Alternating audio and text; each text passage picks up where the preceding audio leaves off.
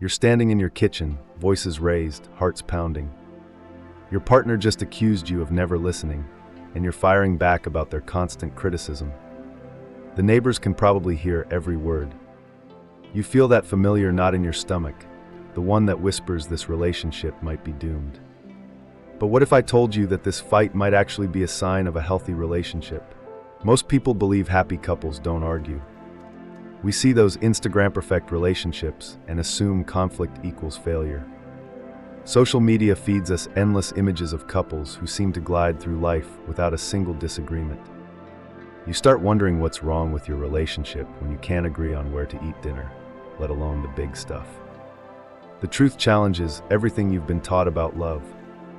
Research from relationship expert John Gottman reveals that successful couples don't argue less. They argue better. The couples who stay together for decades have just as many disagreements as those who divorce. The difference lies in how they handle conflict, not whether conflict exists. Think about the last time you avoided bringing up something that bothered you. Maybe your partner's habit of leaving dishes in the sink, or their tendency to check their phone during conversations. You probably told yourself you were keeping the peace. You were being the mature one, the good partner. But underneath that silence, resentment was building. Each ignored issue became another brick in a wall between you and the person you love. Happy couples have learned something most of us never figured out. They understand that conflict is information, not destruction. When your partner gets upset about something, they're giving you data about what matters to them. When you feel frustrated, your emotions are highlighting your own values and needs. The couples who thrive have developed what psychologists call emotional regulation during conflict. They can stay present when things get heated. They listen even when they disagree. They express their needs without attacking their partner's character. Consider how you handle disagreements. Do you shut down and go silent? Do you escalate until you're both saying things you'll regret? Do you bring up past grievances like ammunition in a war? Unhappy couples use what Gottman calls the four horsemen during arguments. They criticize their partner's character instead of addressing specific behaviors.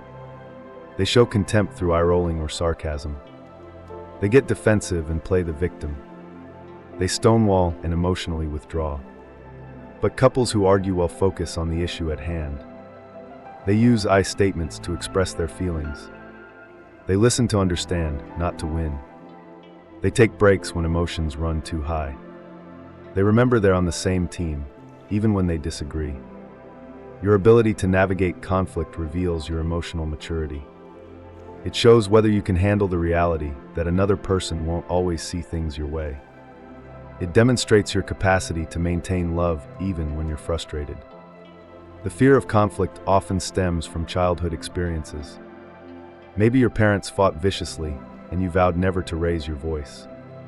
Maybe conflict meant someone would leave, so you learned to avoid it at all costs. Maybe you were taught that good people don't get angry. These beliefs, while understandable, can sabotage your relationships. They prevent you from addressing real issues. They keep you from expressing your authentic self.